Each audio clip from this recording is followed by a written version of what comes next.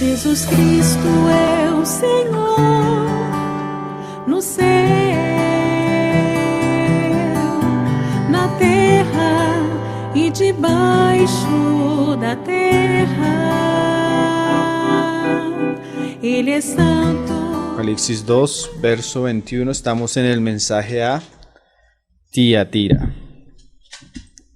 Vamos a seguir estudiándolo, hermanos. Amén.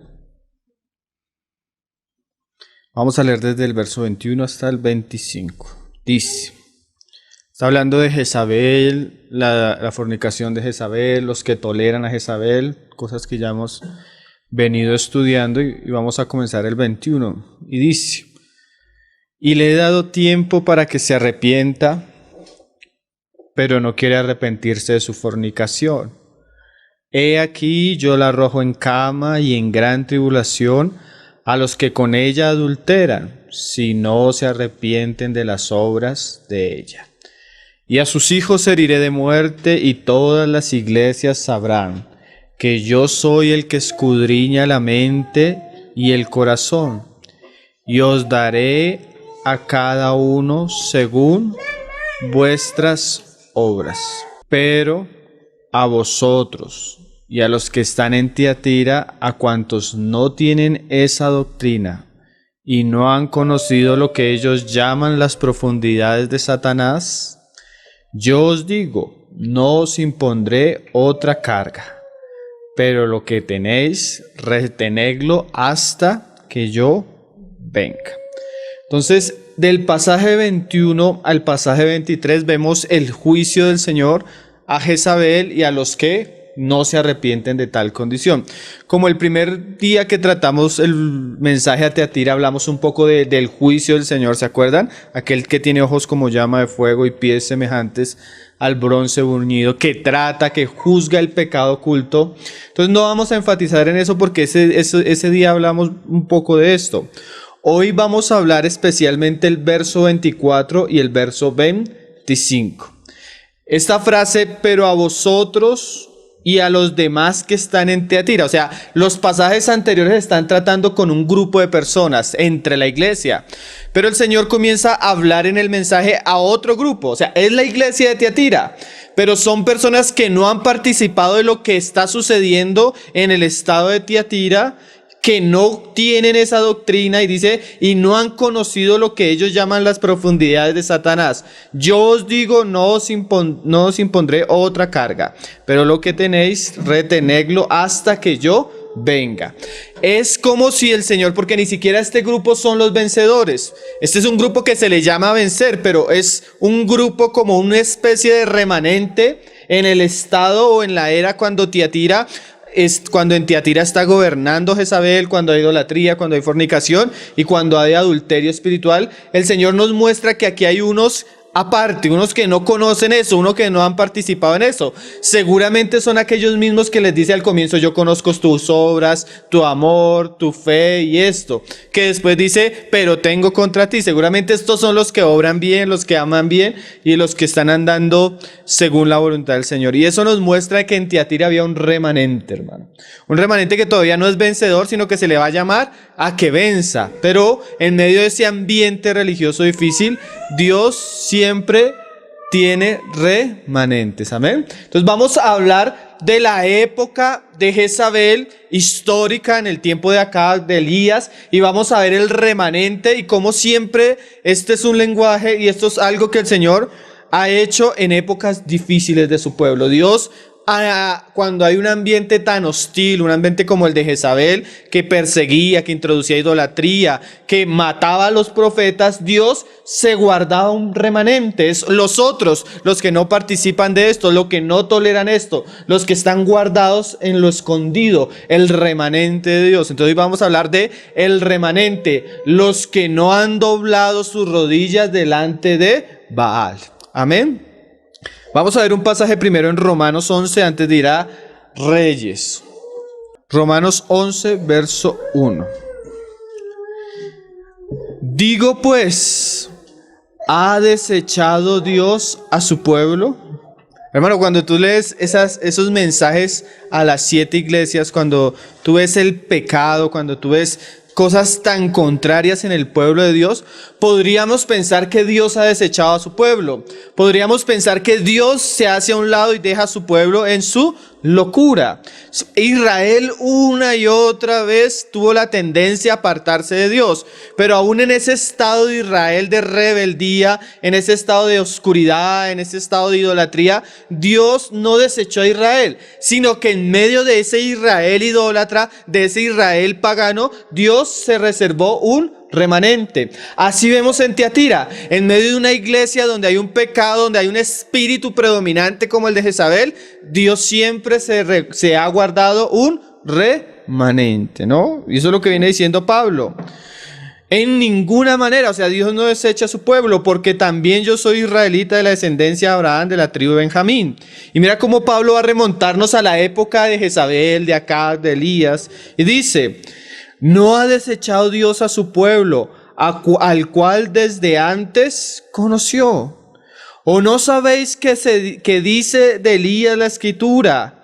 ¿Cómo invoca a Dios contra Israel diciendo: Señor, a tus profetas han dado muerte? O sea, los mismos del pueblo matando a los mismos profetas de Dios, decía Elías, y tus altares han derribado, y solo yo he quedado y procuran matarme. Pero ¿qué le dice la divina respuesta? Me he reservado 7,000 hombres que no han doblado la rodilla delante de Balaal. Esos son los otros, esos son los que no han participado con Jezabel, esos son los que no han conocido las profundidades de Satanás, el remanente que no ha doblado rodillas delante de Baal. Así también, dice Pablo, y así también en la época de Pablo con Israel, y así también en la época de Tiatira, Dios siempre tiene un remanente. Así también, aún en este tiempo, ha quedado un remanente escogido por gracia. Y si por gracia, ya no es por obras, de otra manera la gracia ya no es gracia. Y si por obras ya no es gracia, de otra manera la obra ya no es obra. Entonces el mismo Pablo nos muestra que con Israel había un remanente y usa la figura de Elías. Entonces vamos a ir a los tiempos de Elías, a Reyes 19, y vamos a hablar un poco hoy del remanente, este remanente que no se inclina, este remanente que no adora, este remanente que no participa en los ídolos, este remanente que no tolera la falsa profecía, no tolera el ministerio de Jezabel. Y vamos a aprender un poco de esta historia. Y yo pienso que este es uno de los asuntos que más nos toca directamente a nosotros en nuestra vida de iglesia, en el sentido que vamos a ver hoy. Entonces, Reyes capítulo 19, verso 1. Todos conocemos la historia. El contexto de la situación es cuando Elías reta a los profetas de Baal, los profetas de Acera en el monte Carmelo. Hay todo un asunto, una expectativa que se convoca a todo el pueblo. Elías le dice a los profetas de Baal que oren a su Dios, y si su Dios es verdadero, él va a hacer que descienda fuego, y aquellas piedras remojadas con agua donde había un sacrificio, el sacrificio iba a ser quemado. Entonces, el Dios quisiera descender fuego del cielo, era el Dios verdadero. Entonces, todos los profetas de Baal comienzan a adorar. 950 profetas rasgándose, clamando, haciendo todo su ritual pagano para que el Dios de ellos les respondiera, y no hubo respuesta. Toda una mañana ellos rasgándose, toda una mañana ellos haciendo sus ritos paganos, y su Dios no respondió. Elías levanta su voz, y su voz, con una sencilla oración, hace que el Dios verdadero haga descender del cielo fuego, y el altar es quemado. Este es un gran momento para el profeta. Imagínate que esta era la gran evidencia de que Jehová era Dios mismo. Esto debería traer un cambio a la nación. Esto debería hacer algo verdadero en Israel. Inmediatamente sucede esto, se levanta el espíritu de Jezabel, el espíritu de persecución, porque Jezabel no solo profetizaba una falsa profecía, sino que nos habla de la que persigue, ¿sí? Ella mandaba matar a los profetas de Jehová mientras alimentaba la compañía de falsos profetas. Entonces vamos a comenzar ahí, cuando Jezabel amenaza a Elías. Reyes 19, verso 1. Acab dio a Jezabel la nueva de todo lo que Elías había hecho y de cómo había matado a espada a todos los profetas. Entonces envió Jezabel a Elías un mensajero, diciendo: así me hagan los dioses. Porque ella vio que Dios había actuado en el Carmelo, ¿no? Y aún me añadan: si mañana a estas horas yo no he puesto tu persona como la de uno de ellos. Viendo pues el peligro, se levantó y se fue para salvar su vida. Y vino a Berseba, que está en Judea, y dejó allí a su criado. Hermanos, en una situación de tal oposición, el profeta, el gran profeta de Dios, comienza y baja su mirada de los cielos y ve la situación y el peligro ante Jezabel, y baja y comienza a volver atrás y a tener temor de su vida y a entrar en un estado de miedo y de abandono de lo que el Señor le había dado. Ciertamente nosotros vemos que aún los grandes profetas del Antiguo Testamento hubo momentos donde, y aún los grandes hombres de Dios, siempre hubo momentos donde su naturaleza, donde su amor propio, donde su carne opacó un poco el trabajo de Dios con ellos. Vemos a Moisés llenándose de ira al final de su carrera, vemos a David cayendo en adulterio, vemos a Pedro cambiando el evangelio en Antioquía. O sea, vemos una serie de hombres que nos muestran que eran hombres, ¿sí? Que caían, que eran débiles, que eran insuficientes. Y esto comienza a suceder en Elías, y Elías comienza a abandonar. Dice, y él, en el 19:4, y él se fue por el desierto un día de camino, y vino y se sentó debajo de un enebro deseando morirse, y dijo: basta ya, oh Jehová, quítame la vida, pues no soy yo mejor que mis padres. O sea, la desesperación y la angustia llenó a Elías a tal punto que deseaba morirse, porque él veía que de alguna manera lo que pasaba con Israel, la rebeldía de Israel, no era ajena a él mismo. Es más, él estaba en un estado de abandono, de la voluntad del Señor era algo, pero él estaba huyendo del camino de Dios. Y dice, y echándose debajo del enebro, se quedó dormido. Y he aquí luego que un ángel le tocó y le dijo: levántate. Es bueno que el Señor, en nuestros momentos de depresión, en nuestros momentos de angustia, en nuestros momentos donde surge lo desagradable de nosotros, no nos desecha. Porque cuando hablamos de remanente también hablamos de gracia, ¿se acuerdan? Un remanente que no es que Elías era mejor, hermano. A Elías lo sostenía la gracia de Dios, a Elías lo sostenía la misericordia de Dios. Y Elías huyendo de Jezabel y Dios enviando un ángel para despertarle. ¿A usted no le ha pasado eso? El día que está mal, el día que no quiere saber, el día que está esto, viene un ángel, viene un hermano, viene una situación, y el Señor como que nos toca el costado para despertarnos y no dejarnos en nuestra locura, en nuestro pecado, en nuestra debilidad, con la cabeza caída. Muchas veces, es más, así a veces nosotros vemos a Dios derramando fuego del cielo y consumiendo el altar, pero también vemos a Dios acompañándonos en nuestras depresiones y días difíciles, despertándonos y no dejándonos que perezcamos en nuestra debilidad. Dice, levántate, come.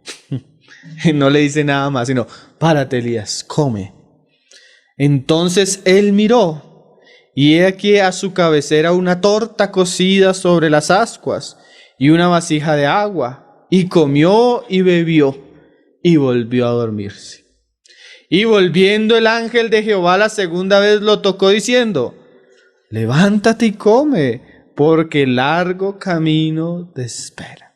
O sea, a veces no es suficiente una vez, sino que a veces el Señor necesita despertarnos dos veces. Un Dios que insiste, un Dios que conoce nuestra debilidad, un Dios que tiene misericordia de nosotros. Se acuerda que somos polvo. Como el Padre se compadece del Hijo, así se compadece Jehová de los que le temen, porque Él conoce nuestra condición. Se acuerda de que somos polvo. Qué bueno, ¿no? La misericordia de Dios, hermano, no ha dejado que su pueblo perezca debajo del enebro, hermano. La misericordia de Dios no ha dejado que sus profetas, aún con sus muchas debilidades, aún con sus muchos problemas, no perezcan en su dormir, sino Él los levanta constantemente. Acuérdense que estamos hablando hoy de remanente, ¿no? Cuando todo el ambiente religioso es contrario y los profetas de Dios son solitarios y no tienen un refugio seguro, sino andan dependiendo constantemente de la gracia bendita de Dios. Se levantó pues, comió y bebió, y fortalecido con aquella comida, caminó 40 días y 40 noches hasta Horeb, el monte de Dios. O sea, Elías se levanta, come la provisión y comienza a caminar el camino por el desierto que Dios le ha establecido. Y se metió en una cueva donde pasó la noche. Y vino a él palabra de Jehová, el cual le dijo: ¿qué haces aquí, Elías? Qué frase, ¿no, hermano? ¿Qué haces aquí? ¿Qué estás pensando, Elías? ¿Qué pasa por tu mente en este momento, Elías? Seguramente el Señor sabía que Elías estaba ahí, pues claro, le había mandado hasta el ángel para que lo alimentara en el camino. ¿Por qué siempre vienen estas preguntas? Para despertar nuestra conciencia. ¿Qué haces aquí? ¿Por qué estás en esta situación, Elías? ¿Qué ha causado que tú llegues a este lugar? Él respondió: he sentido un vivo celo por Jehová de los ejércitos, porque los hijos de Israel han dejado tu pacto, han derribado tus altares y han matado a espada a tus profetas, y solo he quedado y me buscan para quitarme la vida. Hermano, cuando el Señor le dice, pero a los otros, esos son los otros, los que han sentido un vivo celo por Jehová, los que han tenido en su fuego interior, en su corazón, el no participar de lo que están participando los demás en su apostasía. Eso es lo que caracteriza al remanente: el fuego, el celo, el sentido vivo por Jehová, por la causa de Jehová, por el altar de Jehová, por los profetas de Jehová. Y mira lo que dice Elías: y solo he quedado yo, y me buscan para quitarme la vida. Él le dijo: sal fuera.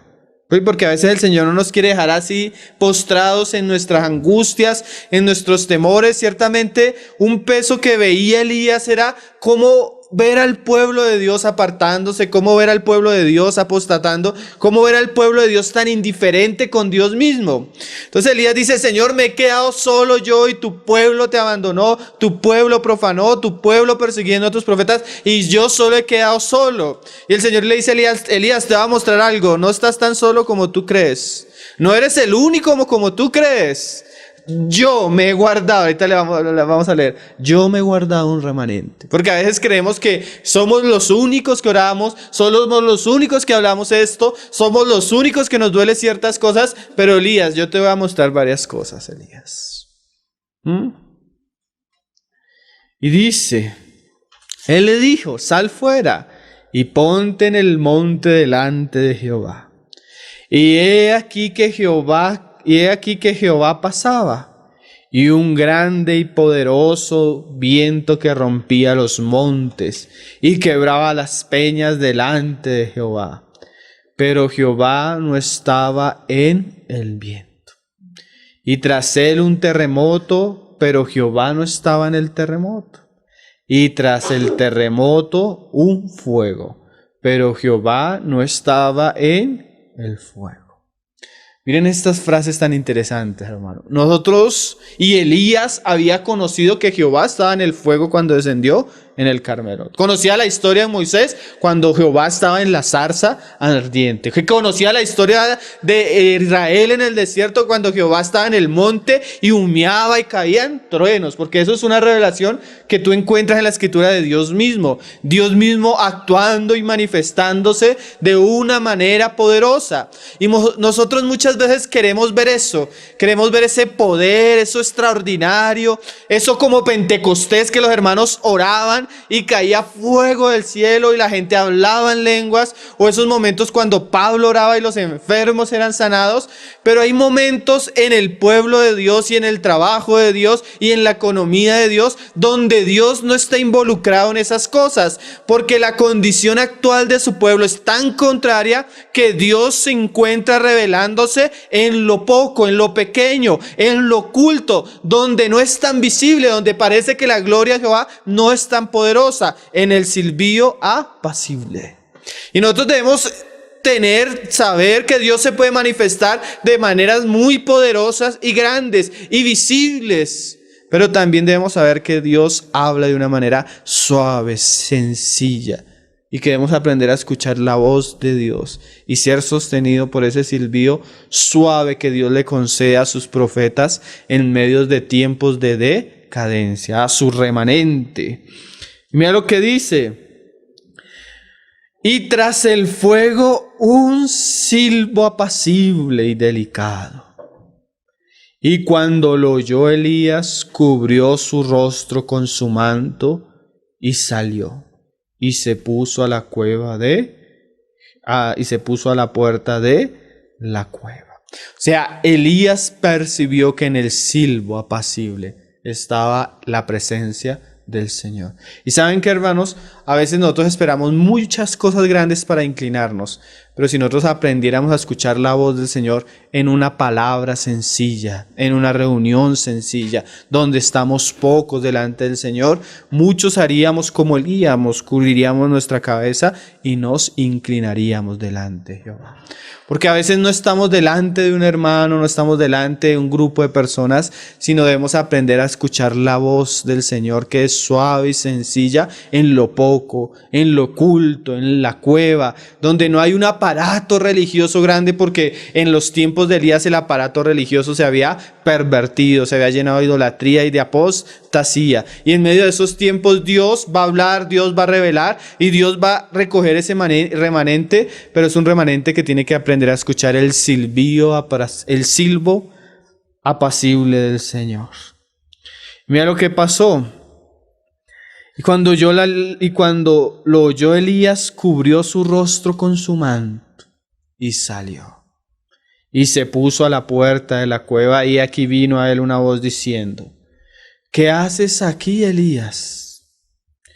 Él respondió: he sentido un vivo celo por Jehová, Dios de los ejércitos, porque los hijos de Israel han dejado tu pacto. O sea, Señor, lo que yo siento es porque tu pueblo ha abandonado esto. Y eso, cuando uno ve las 7 iglesias como una iglesia como Tiatira, uno podría pensar: Señor, en esta iglesia no hay salida. Señor, mira cómo tu pueblo tolera esto, participa de esto. Y dice Elías: han derribado tus altares, Señor, y han matado a espada a tus profetas, y solo yo he quedado, y me buscan para quitarme la vida. O sea, lo he quedado yo y me están persiguiendo, Señor. Señor, se va a acabar todo porque yo soy el único profeta, y si muero yo, se acaba todo, Señor. Pero, hermano, en tiempos así nosotros debemos saber que Dios está preparando personas, aun cuando nosotros no lo vemos. Mira lo tremendo: el profeta ya anciano, cansado de llevar la lucha, piensa que su ministerio ha fracasado porque Israel sigue en su apostasía, pero Dios le va a abrir los ojos a Elías, el entendimiento a Elías, y le va a mostrar que su sacrificio, su esfuerzo, su trabajo no ha sido en vano, que eso va a traer una bendición, que eso va a traer una unción especial sobre aquellos que van a venir después de él, y lo que él no pudo obtener, lo van a obtener ellos. Elías, vas a ungir a 2 hombres, vas a ungir a este, vas a ungir a este y vas a ungir a este. Y lo que tú hiciste, Elías, va a tener impacto sobre ellos y va a ser usado para que ellos lleven a cabo lo que tú no vas a hacer, porque tú ya te vas conmigo, Elías. Qué tremendo, hermano. Nosotros no sabemos, a veces en nuestras pruebas, en nuestra soledad, en nuestra lucha, en nuestra muerte, en donde somos incomprendidos, donde las cosas no cambian, donde nos sentimos desanimados y perseguidos, lo que Dios está haciendo. Elías creyó tal vez que en Carmelo había fracasado. Elías creyó que sus victorias y lo que Dios había hecho a través de él era un fracaso, pero lo que no sabía Elías era que Dios estaba en lo oculto levantando y preparando un pueblo, el remanente, los que no doblan rodilla delante de Baal. Mira lo que le dijo. Y le dijo Jehová: ve, no te quedes ahí postrado, Elías. Vuélvete por tu camino. Ese no es el camino para ti, Elías. No es el camino de la depresión, no es el camino de la angustia, no es el camino de la amargura. Vuélvete de ese camino, Elías, por el desierto de Damasco, y llegarás y ungirás a Hazael por rey de Siria. Yo, ¿cómo voy a comenzar, Elías, a cuadrar las fichas? Porque mi pueblo no va a seguir igual. Yo voy a tratar con mi pueblo. Voy a ungir al rey de Siria para tratar con mi pueblo. Y a Jehú, hijo de Nisi, ungirás por rey sobre Israel. O sea, todo lo que tú ves de apostasía, Elías, yo lo voy a tratar. Y a Eliseo: Elías, tú anciano, tú viejo, tú ya en un estado donde no puedes causar, yo estoy preparando profeta después de ti, Elías. Yo nunca he dejado a mi pueblo sin profeta, Elías. Yo voy a levantar uno que va a proseguir tu ministerio, y lo que tuviste lo va a experimentar 2 veces más, Elías. Qué cosa preciosa, ¿no, hermano? A veces creemos que vamos solo y en lo último de nuestra vida, cuando tal vez se va a acabar todas las cosas, cuando creemos que todo está perdido, Dios tiene preparado a alguien que nos va a suceder. Y va a llevar a cabo lo que nosotros no pudimos hacer, porque la obra es de Dios y Dios se reserva un remanente. Y siempre su pueblo va a tener hombres ungidos, profetas, que lleven a cabo lo que Dios se ha propuesto hacer. Ungirás a Eliseo, hijo de Safat, de Abel Meola, ungirás para que sea profeta en tu lugar. Señor, me van a quitar la vida, Señor. Sí, Elías, yo ya tengo uno que va a reemplazarte a ti. Porque es que no depende ni de Elías, ni de Eliseo, ni de Pablo, ni de Timoteo, sino Dios siempre levanta profeta para su pueblo. Dios no abandona a su pueblo que ha salvado por gracia, su pueblo que está edificando, y su pueblo que al final, cuando Él venga, va a encontrar como una virgen ataviada. Y dice en el 18: y yo haré que queden en Israel 7,000. Elías, tú no ves a ninguno, ni a tus padres, ni a ningunos. Pero yo haré que queden en Israel cuyas rodillas no se doblaron ante Baal, y cuyas bocas no le besaron. Hay una traducción más exacta del hebreo que dice: no yo haré, sino yo tengo un remanente de 7,000 para mí en Israel. Todos aquellos cuyas rodillas no se han doblado ante Baal y cuyos labios no le besaron. ¿Qué es esto? Elías, tú no ves, porque a veces hay un cristianismo visible, apóstata, jezabélico, que nos causa dolor, tristeza, pero aunque nosotros no vemos mucho más, el Señor en lo oculto, en las cuevas, en lo escondido, en lo recóndito, tiene personas que Él ha despertado para que no se inclinen delante de Baal. Ese es el remanente. Esos son, pero los otros, los que no han conocido esta doctrina, ni han sumergido su mente, su corazón en las profundidades de Satanás. En este tiempo se nos habla del remanente, y cuando tú lees, encuentras los 7,000 que el Señor nombra, encuentras 100 profetas escondidos por Abdías, y encuentras el profeta, creo que Ocosías, el que estuvimos leyendo la vez pasada, se me fue el nombre, Micaías, que es el otro profeta que profetiza en la época de Elías. Entonces encontramos 7,000 hombres, encontramos 100 profetas y Micaías. Vamos a hablar un poco de este remanente, el remanente de Dios en el tiempo de Elías. Vamos a ir primero a Jeremías 29, verso 10. ¿Cómo Él aparta este remanente? ¿Cómo Él escoge este remanente? Jeremías 29, verso 10 dice, porque así dijo Jehová, cuando en Babilonia se cumplan los 70 años, ¿sí? Ya no es en tiempo de Elías ni de Eliseo, sino es el tiempo del cautiverio, en tiempos de Daniel, de Ezequiel.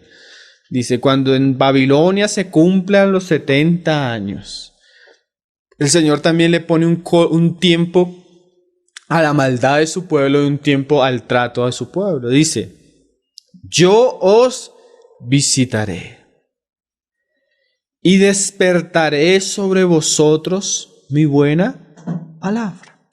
¿Cómo el Señor escoge el remanente? Enviando su palabra. O sea, yo pienso y estoy seguro que aunque Elías habló en el Carmelo y muchos del pueblo de Israel no cambiaron, hubo personas que escucharon las palabras de Elías, hermano. Y esas palabras comenzaron a despertar. Y lo que había dicho y el ministerio de Elías ya había comenzado a despertar. Dice, para hacerlos volver a este lugar.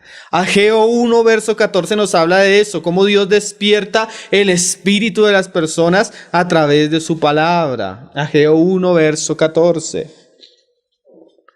Dice, y despertó Jehová el espíritu de Zorobabel, hijo de Salatiel, gobernador de Judá, y el espíritu de José, hijo de Josadá, sumo sacerdote, y el espíritu de todo el resto del pueblo.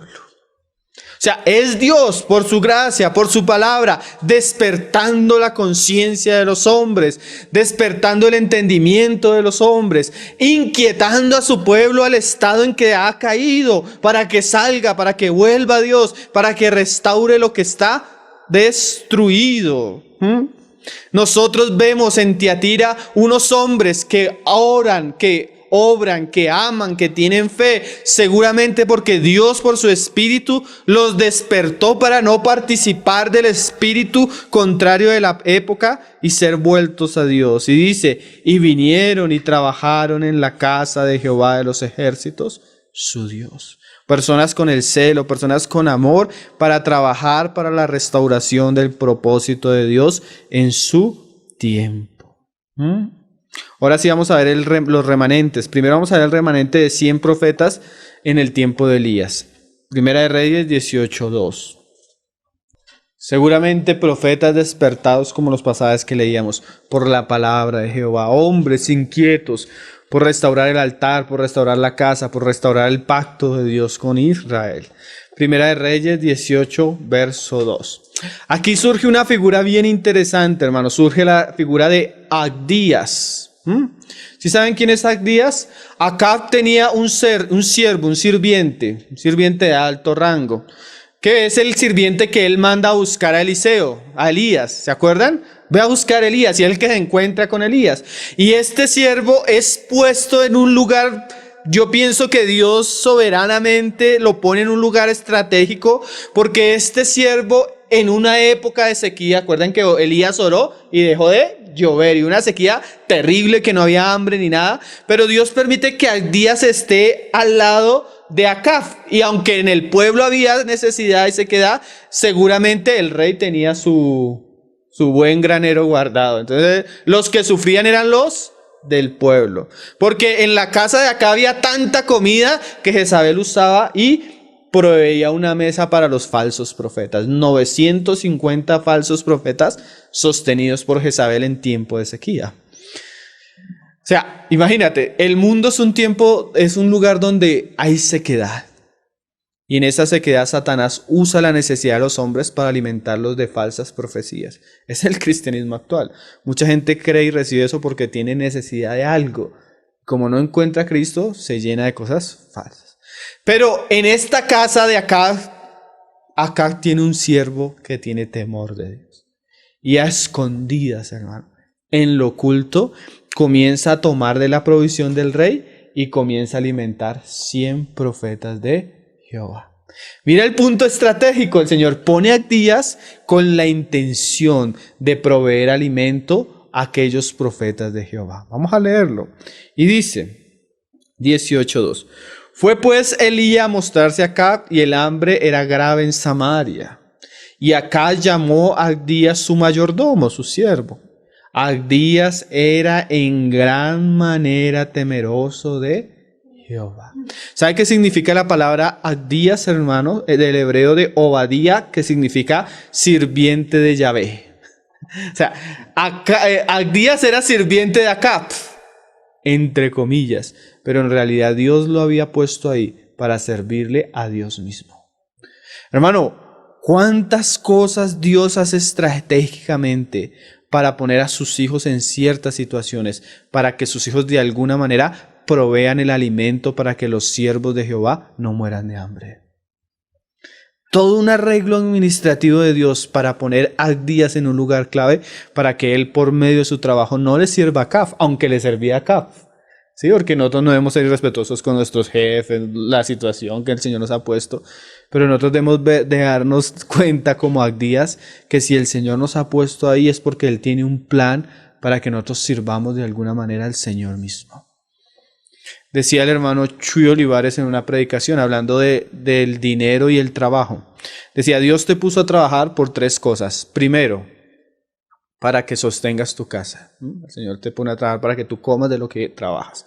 Segundo, para que des alimento, para que des testimonio de Cristo donde el Señor te puso. El Señor no saca a su pueblo del mundo, sino infiltra a sus hijos en el mundo. Y tercero, para que el trabajo tú puedas servir económicamente y participar para la obra del Señor. ¿Sí? Y Abdías entendió esto. Hermano, si tú miras la historia más adelante, Abdías fue asesinado por Acab, porque le quería comprar una viña y él no se la vendió.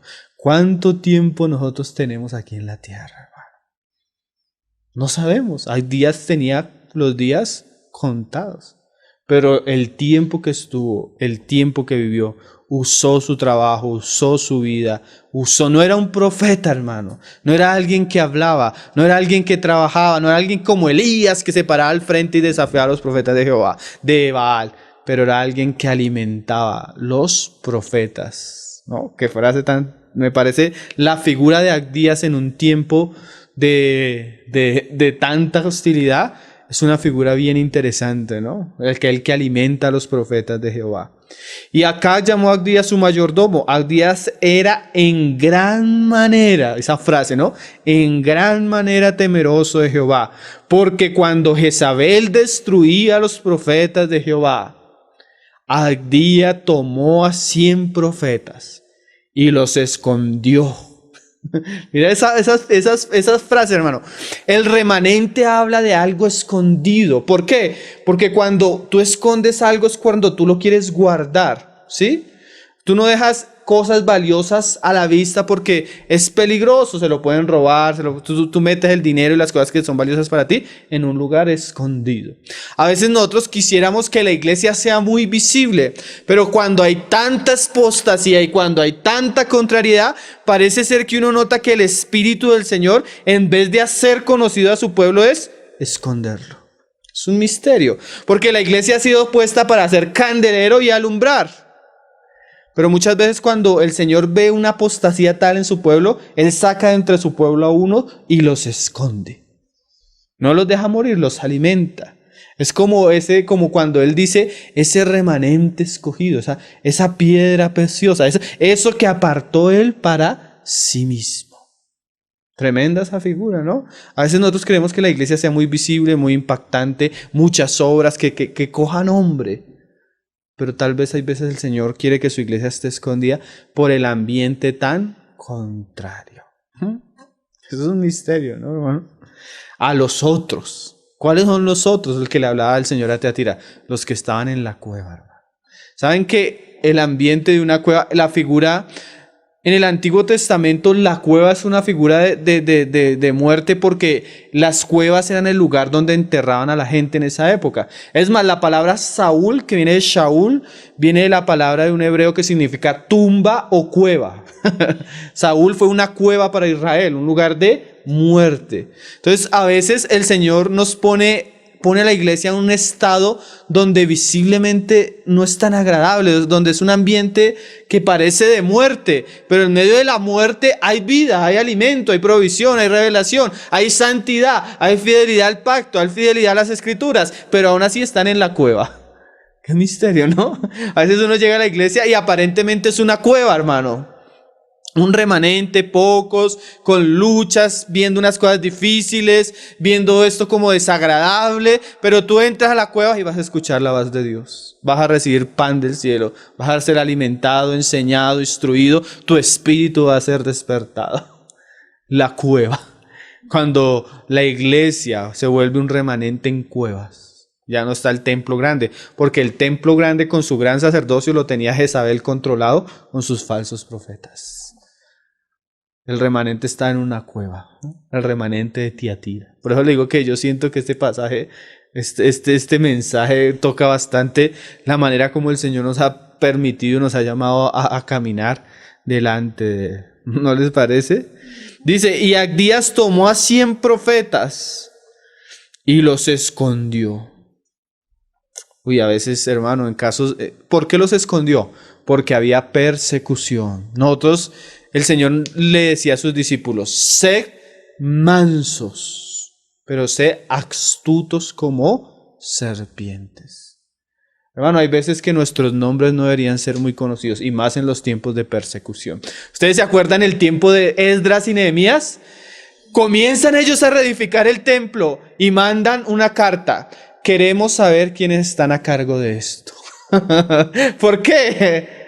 Porque eso, el nombre de los hermanos al frente, los hace blanco de persecución. Y los hermanos fueron sabios en el tiempo de ellos. Nosotros estamos edificando esta casa en nombre de Jehová de los ejércitos. No es mi iglesia, no es tu iglesia, es la casa de Dios. Que no aparezca nuestro nombre. ¿Sí? ¿Por qué? Porque hay persecución, hermano. Uno cuando mira la vida de la iglesia cuando ha pasado persecución, comienzan, bueno, necesitamos la estadística de esta iglesia, escriban sus nombres, dónde viven, sus datos. ¿Y eso para qué, hermano? Eso se llama control. Y hoy en día hay iglesias reformadas donde tú vas, bueno, tú eres cristiano, ya te bautizaste, entonces vas parte de la membresía, pon tus datos, pon tu esto. Y uno no sabe en cuál momento eso se vuelva contra nosotros. Este Abdías fue astuto, hermano. Ni siquiera escondió de a 100. A veces nosotros quisiéramos que el lugar estuviera tan lleno que tuviéramos que alquilar más grande. Pero yo a veces veo uno que el Señor no quisiera a veces que las cosas sean tan visibles. ¿No les parece? Es ese tiempo donde se aproxima o donde hay persecución. En Rusia, en Rumania, los hermanos hacían esto. Hermano, vamos a reunirnos, máximo 10. Llega uno, a la media hora llega otro, a la media hora llega el otro, a la media hora llega el otro, a la media hora llega el otro. O sea, la reunión comenzaba en 4 horas mientras llegaban los hermanos. Oraban 1 hora y lo mismo. Media hora sale uno, media hora sale el otro. ¿Por qué? Porque la persecución era terrible, hermano. Vamos a reunirnos 10, solo traemos una Biblia. Y el que va a predicar, mejor no traiga la Biblia, traiga el texto con el que va a predicar escrito en un papel, porque si llega la policía no nos quiten la única Biblia que tenemos. Tiempos de persecución, hermano, tiempos donde el Señor nos debe despertar el espíritu a ser astutos como serpiente, a caminar así como, no en lo malo, sino en esa astucia de no hacer que la persecución cause más daño de lo que debería causar, ¿no? A veces es bueno nuestras reuniones sencillas, hermano. A veces no es bueno decir ciertas cosas en internet. A veces mantener ese perfil nos ayuda. A veces estamos en reunión y los hermanos, foto, para Facebook. La iglesia en tal lugar. Eso ahorita no es malo. Pero no sabemos en un futuro eso cómo nos puede afectar, hermano. Las redes sociales hoy en día son una exposición de toda la información de nosotros. Ahorita estamos tranquilos, hermano. Entonces yo ahorita salgo y publico este video en internet. Pero va a llegar tiempos donde esas cosas no van a ser tan fáciles. Amén. Señor nos prepare. Pero Abdías fue astuto. Y Abdías no le decía a Acab y a Jezabel, oye, necesito una provisión más porque tengo unos... No, él guardó un bajo perfil y sirvió al Señor de esa manera. Y a veces el Señor tiene personas así, con un bajo perfil, que a través de sus medios económicos o de ciertas maneras van proveyendo y sustentando a los profetas del Señor. Y dice, y los escondió de 50 en 50 en cuevas, o sea, puchitos, puso un puchito acá, un puchito acá, y los sustentó con pan y agua. No era mucho el alimento, pero eso fue lo que el Señor les dio para que ellos se alimentaran. Hermano, esta figura de Abdías es la figura que el Señor usa en Mateo 24. Cuando tú la lees, ahí es donde haya valor ese pasaje. Mateo 24, verso 44. El Señor está hablando de los últimos tiempos, antes de su venida, antes de que Él se manifieste. Y igual que Daniel, el Señor habla de que los sabios, los entendidos enseñarán a muchos. Y el Señor usa esa misma figura de Daniel hablando del ministerio que tienen ciertas personas en los últimos tiempos. Y sabemos que los últimos tiempos no es el tiempo de Jezabel, es el tiempo del anticristo, de la bestia. ¿Sí? Y mira la figura de Abdías en este tiempo. Dice Mateo 24, verso 44. Por tanto, también vosotros estad preparados, porque el Hijo del Hombre vendrá a la hora que no pensáis. ¿Quién es Abdías? ¿Quién es pues el siervo fiel? Y mira esta frase, hermano, y prudente. Esa frase prudente me parece interesante, ¿no? Al cual puso su Señor. ¿Quién puso a Abdías como mayordomo de Acab? Hermano, es una vez estaba Israel en la diáspora. Se levanta una persecución terrible contra Israel, a tal punto que todos los judíos habían de morir. Pero el Señor había llevado una mujer a casarse con el rey del imperio. ¿Se acuerdan la historia? ¿De quién estamos hablando? De Esther. Y el mayordomo Mardoqueo le dice a Esther, ve y clama. ¿Sí? Vean del rey y clama por misericordia por el pueblo. Y ella dice, no, porque nadie puede entrar si no es anunciado. Y le dice Mardoqueo, ve y clama, porque tú no sabes si el Señor te ha puesto es para eso ahí. O sea, yo te escogí, Esther, te hice esposa del rey para este momento. A veces el Señor nos escogió, nos apartó para este momento. Como día, ¿cuál es el momento?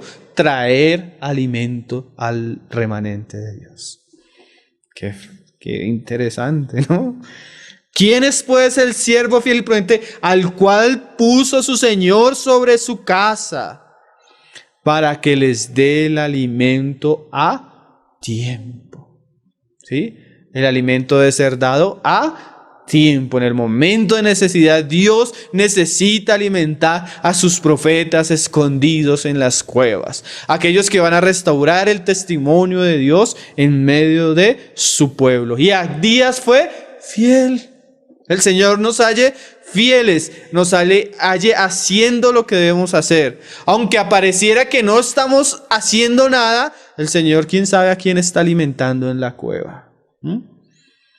Bienaventurado aquel siervo al cual cuando su Señor venga le halle haciendo así. Hermanos, el Señor permita que no perdamos nuestra vida y nuestro tiempo en otras cosas, sino que el Señor nos halle haciendo así. De cierto os digo que sobre todos sus bienes le pondrá. Pero si aquel siervo malo dijere en mi corazón, mi Señor tarda en venir, y comenzare a golpear a sus consiervos, o sea, comenzar a darle lugar a su carne, a su ira, a descuidar el alimento, y aún a comer y a beber con los borrachos, o sea, comienza a darle lugar a su carne, al mundo. Vendrá el siervo de aquel Señor en día que éste no espera y a la hora que no sabe, y lo castigará duramente. ¿Por qué lo castigará duramente? Porque el siervo infiel, si Abdías hubiera sido infiel, 100 profetas de Jehová hubieran muerto. La palabra, la responsabilidad que el Señor ha puesto sobre algunos trae bendición a otros, y la irresponsabilidad, eso no solo nos trae consecuencias a nosotros, sino que limita la provisión de Dios para su pueblo. Tenemos la figura del pueblo, la figura de los 100 profetas, y tenemos la figura de Micaías. Vamos a ir terminando con la figura de Micaías, que también hace parte de ese remanente del tiempo de Elías. Probablemente de esos 7,000 que el Señor le habla a Elías, 100 eran los profetas que había apartado Abdías. Y probablemente entre esos 100 profetas que Abdías alimentaba, uno de estos de vez en cuando salía a decirle ciertas verdades a Acab. Y ese es Micaías. O sea, yo pienso que de entre estos 100, uno de los que se nos nombra es Micaías. ¿Saben qué significa Micaías, hermano? ¿Quién como Yahvé? ¿Quién como nuestro Dios? Porque en tiempos de persecución donde hay temor hacia el rey, se levanta un profeta que no le tiene miedo y le dice la verdad en la cara a este hombre. Este Micaías es el que hablábamos la vez pasada, que tuvo una visión, que vio a Jehová y que venían los hijos de Dios delante de él, los ángeles, y es este. O sea, este era el que le hablaba constantemente mal a Acab y a Acab no le gustaba. Este era el que sufrió la cárcel por su mensaje. O sea, ser remanente en tiempo de apostasías es ser una persona que ha de hablar en tiempo de persecución, es ser una persona que está dispuesta a morir por la causa. Pero ¿qué sostenía Micaías? Su nombre. ¿Quién es Acab? ¿Quién es Jezabel? Pero su nombre decía, ¿quién como Yahvé? ¿Así es? O sea, él no tiene temor porque él ve uno más grande y más glorioso que el rey que no gusta de él, o Jezabel, la esposa del rey que lo persigue. Esa es la figura del profeta que está dispuesto a morir por el mensaje que Dios le ha puesto en su boca, al estilo de Juan el Bautista. Sale Herodes con su compañía de soldados, con su seguramente cargado en los hombros de los hombres, y sale Juan el Bautista detrás de Herodes. La mujer que tú tienes no te es lícito tenerla. Micaías es ese profeta que enfrenta el pecado aún del rey, ese remanente que está escondido, pero muchas veces sale a testiguar y hablar en contra de lo que se está haciendo en contra de su Dios, ¿sí? Como Elías. Es bastante interesante la figura de Micaías, ¿no? Y dice en Primera de Reyes 22, verso 8. Están consultando el rey de Israel y Josafat a ver si van a la guerra, ¿sí? Es el pasaje que estudiamos la vez pasada. Entonces el rey de Israel respondió a Josafat, aún hay un varón por el cual podríamos consultar a Jehová, Micaías, hijo de Imla. Pero mira lo que dice acá, mas yo le aborrezco, porque nunca me profetiza bien. O sea, es este profeta que siempre sale con voz de juicio, con voz de señalamiento por causa del pecado del rey, al estilo de Juan el Bautista, hermano. Y dice, sino solamente Josmal, y dijo Josafat, no hable el rey así. O sea, no le gustó. O sea, el testimonio de acá de este hombre era tremendo, hermano. Como decimos, Micaías representa a aquel hombre que tiene, en tiempo de oscuridad, tiene los cielos abiertos, hermano. ¿Sí? En tiempo de apostasía, es el profeta que ve y que Dios le muestra lo que sucede y que Dios le abre y que Dios le da entendimiento y que está dispuesto a morir por ese entendimiento y esa revelación que Dios le da. Mira lo contrario, en Apocalipsis encontramos una figura contraria a Micaías. Encontramos la figura de los que apostatan y se dejan marcar por la bestia. Y estos que se dejan marcar por la bestia, dice, mira lo que dice ahí en Apocalipsis. Vamos a Apocalipsis 13, verso 4. Es lo contrario. Micaías es quien es como Yahvé. Pero en Apocalipsis encontramos otros que no ven grande a su Dios, sino van a ver grande al imperio y a la autoridad del anticristo. Apocalipsis 13:4. Y adoraron al dragón que había, o sea, a Satanás. El dragón es Satanás, la serpiente antigua. La bestia es el imperio del anticristo. Y adoraron al dragón que había dado autoridad a la bestia, porque el anticristo va a tener una autoridad dada por el mismo dragón, o sea, por el mismo Satanás. Y adoraron a la bestia, o sea que en ese tiempo no solo va a haber adoración luciferiana a Satanás mismo, sino que se va a adorar al imperio y al emperador de la época, al anticristo. Y adoraron a la bestia diciendo, ¿quién como la bestia? ¿Y quién podrá luchar contra ella? Cuando el ambiente es tan hostil que que las personas en temor siguen. Yo pienso que eso era una de las grandes herramientas de Jezabel, hermano. Que Jezabel a los que decían seguir a Jehová, los mataba. Entonces miraban a Jezabel y decían, no, ¿quién como Jezabel? Terrible, ¿no?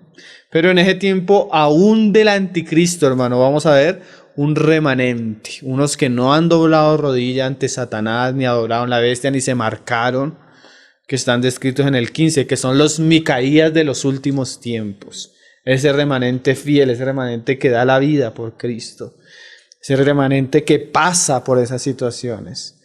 Apocalipsis 15:2 dice, vi también, gracias al Señor, hermano, porque si solo viéramos a la bestia y a los que son marcados por la bestia, el panorama sería terrible. Si solo viéramos apostasía, si solo viéramos profanación, el panorama sería terrible. El Señor nos permita ver también. Eso es una de las cosas que yo pienso que cuando uno viaja trae mucho consuelo, que uno ve también un remanente. O sea, uno ve la apostasía a veces terrible, pero también siempre Dios tiene un remanente guardado, que no ha doblado rodilla ante Baal. Vi también como un mar de vidrio mezclado con fuego. Esa imagen es bien interesante. En la figura del tabernáculo encontramos que no había un mar de vidrio, sino que en el atrio había una poceta de agua hecha con los espejos de las mujeres, ¿sí? El lavacro de bronce. Entonces, el lavacro era el lugar donde el sacerdote se lavaba para entrar, cuando se ofrecían los sacrificios, era el lugar donde él se lavaba para entrar al lugar santo, ¿sí? Era uno de los utensilios del atrio. Entonces, parece ser que Juan en Apocalipsis ve el trono de Dios y ve cierta distribución parecida al tabernáculo, pero ya el tabernáculo era una figura del celestial. Este es el celestial. Y esa figura de vidrio, un piso de vidrio, se habla de aquellos que se han juzgado a sí mismos, porque el espejo nos muestra quiénes somos. ¿Sí? O sea, no es por nosotros, hermano. Cuando nos miramos nos damos cuenta que somos impíos, que debemos lavarnos y revestirnos de Cristo. Y ese vidrio con fuego nos habla de aquellos que han pasado por fuego, o sea, por prueba, por tribulación, porque ese es el contexto del pasaje. Y dice, un mar de vidrio mezclado con fuego, y los que habían alcanzado la victoria sobre la bestia. O sea, él no solo vio el piso, sino que encima del piso vio una compañía, vio un remanente de hombres que vencieron a aquel que gobernaba en la tierra, a la bestia, al imperio de la bestia. Vencieron la imagen, vencieron la marca, no adoraron, no se inclinaron, no se postraron. Esto, hermano, estamos viendo en la tierra se podría ver una cueva, ¿sí? Porque nosotros en lo terrenal vemos algo extraño, pero en los cielos vemos algo glorioso. En la tierra vemos lo que nosotros vemos con nuestros ojos naturales. En el cielo vemos cómo Dios veía esta compañía y este remanente de hombres. Porque, hermano, usted a veces va y mira, se pone a ver un video de persecución ahorita en Medio Oriente, cómo matan a un cristiano. Sangre, que la impresión es fuerte. Tú dices, Señor, eso es lo que yo veo, ¿sí? Pero en los cielos están viendo un hombre que está entregando su vida con Cristo y que está recibiendo su corona. ¿Sí? La impresión mía natural es, Señor, ten misericordia a los que están persiguiendo. La impresión de los cielos es, uno más ha de reinar con Cristo. ¿Sí ven las dos imágenes? En la tierra vemos una cueva, en el cielo vemos una gran multitud vestida con arpas, adorando a Dios. Un paisaje así glorioso. En la tierra vemos una cueva de hombres muriéndose y siendo alimentados por agua y por pan. Ese es el remanente, esos son los otros. Esos son los que no han doblado rodilla ante Baal. Y mira cómo los ve Juan y los describe. Los que habían alcanzado la victoria sobre la bestia, el imperio, su imagen, o sea, no se inclinaron, y su marca, no se dejaron poner la marca, y el número de su nombre, y en pie sobre el mar de vidrio, con las arpas de Dios.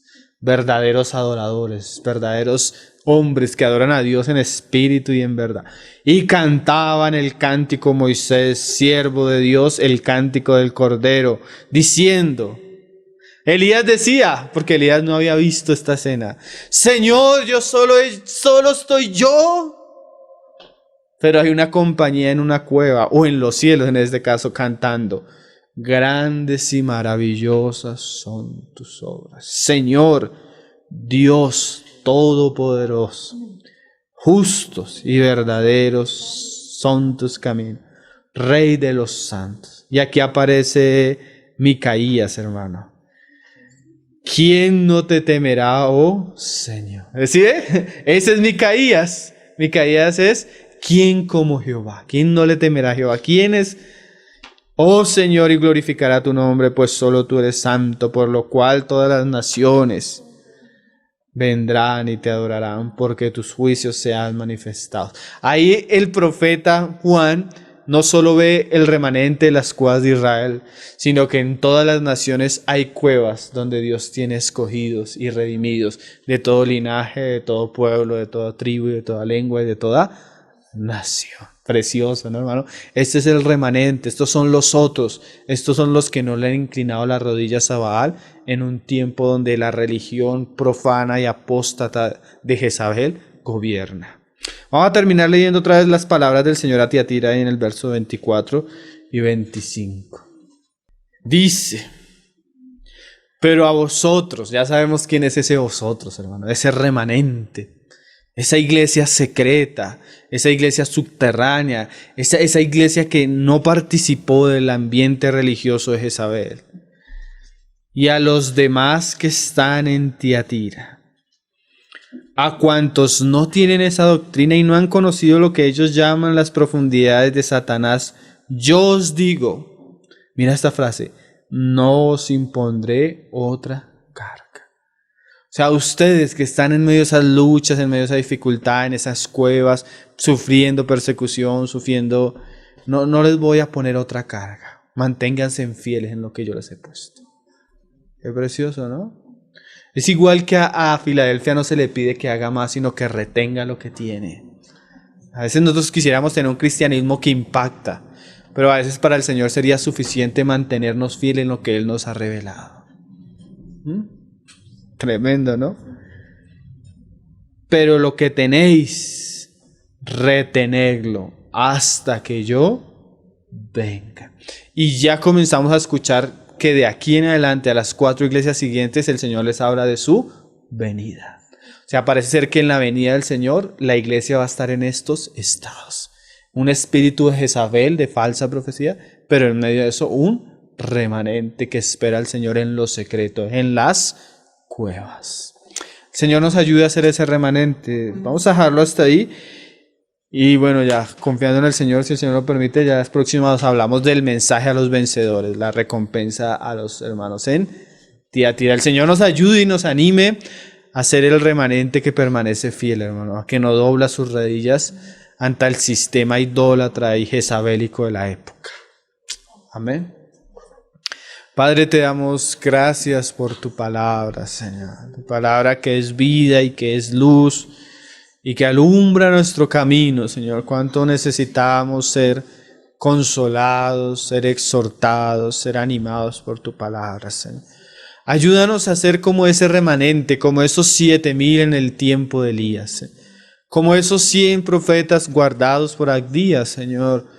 O como ese profeta Micaías, Señor. Hombres fieles, hombres guardados por ti, hombres apartados para ti. Hombres que no participaron de lo que participó tu pueblo en su idolatría y locura.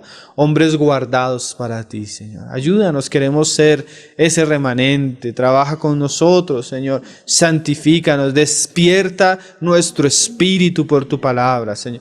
Y no solo el nuestro, Señor. Despierta el espíritu de tus hijos que han de ser llamados a esta gran labor, a este gran oficio, Señor, a este gran llamamiento, Señor. En los tiempos que vienen, levanta tu iglesia, Señor, así sea en lo oculto, así sea en lo secreto, así sea en la cueva, Señor. Levanta un remanente de hombres fieles a ti, Señor. Oramos, Señor, oramos para que tú saques aún de ese ambiente religioso contrario a ti, tú saques a tus profetas, tú saques a tus Elías, tú saques a tus Eliseos, Señor, tú saques a tus ungidos que han de llevar a cabo tu misión, Señor, aquí en la tierra, tu obra aquí en la tierra. Y a nosotros que tal vez estamos cansados, desanimados, Señor, y a nosotros tal vez que hemos sentido el peso solo sobre nosotros, Señor, danos consuelo, danos descanso, danos ánimo, alimento para el camino que tú tienes para nosotros, Señor. Pon en nuestro camino a los Eliseos, Señor, pon en nuestro camino a los Jehú, Señor, pon en nuestro camino a aquellos que deben participar en esta obra, Señor, y despierta sus espíritus, Señor. También despierta el espíritu de los Abdías, Señor, de los que han de cooperar para que tu pueblo sea alimentado, Señor, de los que proveen para que haya acá alimento en tu casa, Padre. Te lo pedimos en el nombre de tu Hijo Jesús, Señor, para gloria y honra de tu nombre, Señor. Amén, Señor. Ao leão de Judá.